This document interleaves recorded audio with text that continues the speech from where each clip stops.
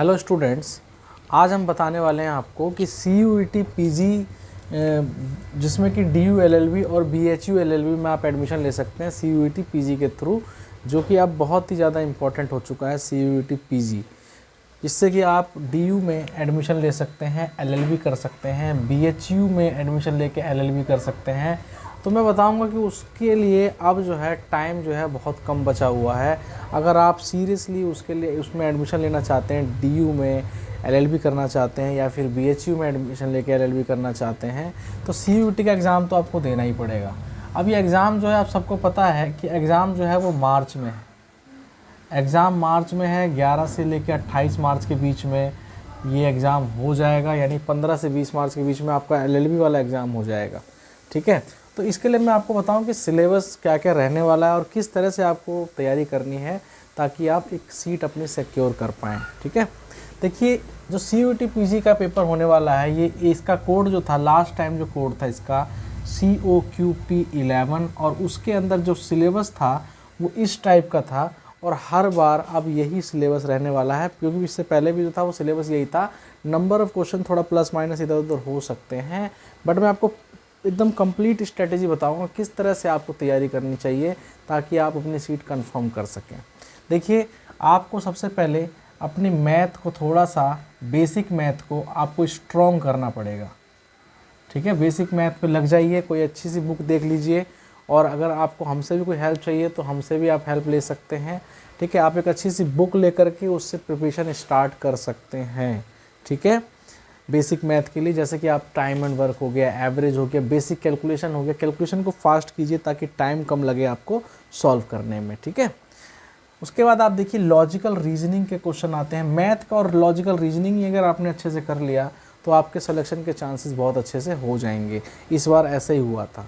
ठीक है, तो मैथ्स और लॉजिकल रीजनिंग जो है वही 70% के करीब में स्कोर कर देंगे आप, और अगर 70% आपने स्कोर कर दिया, 60 से 70% आपने स्कोर कर दिया, तो आप एक लाइन में आ जाएंगे जिससे कि आपका एडमिशन होने के चांसेस बहुत ज़्यादा बढ़ जाएंगे। ठीक है, हालांकि सारे ही सब्जेक्ट इंपॉर्टेंट है, इसके अंदर कोई भी आप छोड़ नहीं सकते हैं, बिना इसके किए आपका एडमिशन होना थोड़ा मुश्किल रहेगा, लेकिन आपको स्ट्रेटजी के साथ अगर आप सही से करेंगे तो आपका एडमिशन ज़रूर हो जाएगा।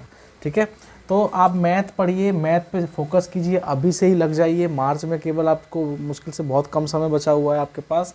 लॉजिकल रीजनिंग में आप देखिए ब्लड रिलेशन हो गया, वेन डायग्राम वगैरह वाले क्वेश्चन हो गया।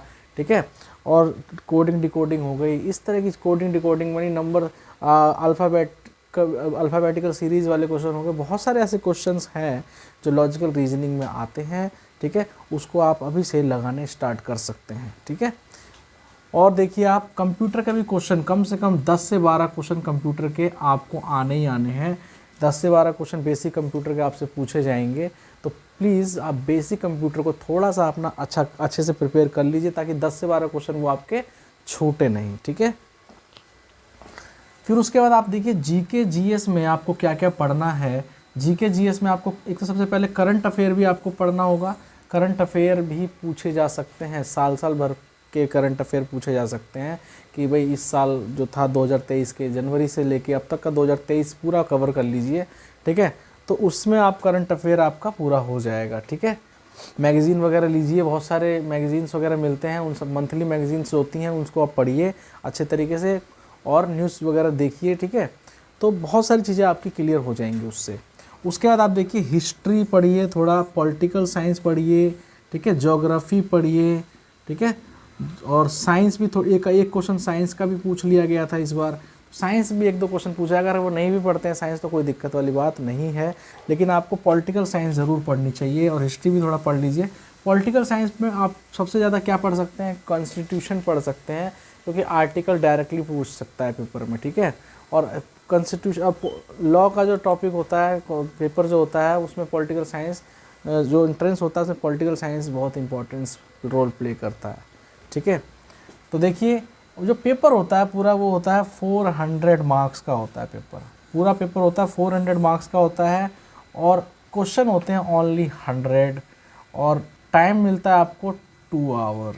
ठीक है, और आपको उसके अंदर मैथ और रीजनिंग में टाइम ज़्यादा ख़त्म आपका हो जाता है अगर आपकी स्पीड कम है तो स्पीड बढ़ाइए। अभी से स्ट्रेटेजी बना करके मैंने आपको जो समझाया है इस तरीके से आप इसको देखिए, और लग जाइए अभी से ही, और एक एक दिन आप उस पर कंटिन्यू टाइम टेबल बना के कंटिन्यू तरीके से पढ़ाई कीजिए, ठीक है, आपका एडमिशन ज़रूर हो जाएगा। और भी कुछ क्वेश्चंस अगर आपके दिमाग में है तो कमेंट करो, और मैं अपना नंबर दे रहा हूँ, उस पर आप व्हाट्सअप कर सकते हैं, ठीक है, क्वेश्चन पूछ सकते हैं, जो भी पूछना है, DU LLB या BHU LLB या फिर CUET PG के किसी भी सब्जेक्ट के रिगार्डिंग आपको अगर पूछना है, ठीक है, किसी और कोर्स के बारे में अगर पूछना है, तो आप डेफिनेटली बिना हेजिटेशन के आप मैसेज कर सकते हैं, मैं आपको ज़रूर गाइड करूँगा। थैंक यू सो मच, मिलते हैं नेक्स्ट वीडियो में। चैनल को सब्सक्राइब कर लीजिए और नोटिफिकेशन बेल ज़रूर दबा दीजिएगा, ठीक है, मिलते हैं नेक्स्ट वीडियो में, बाय।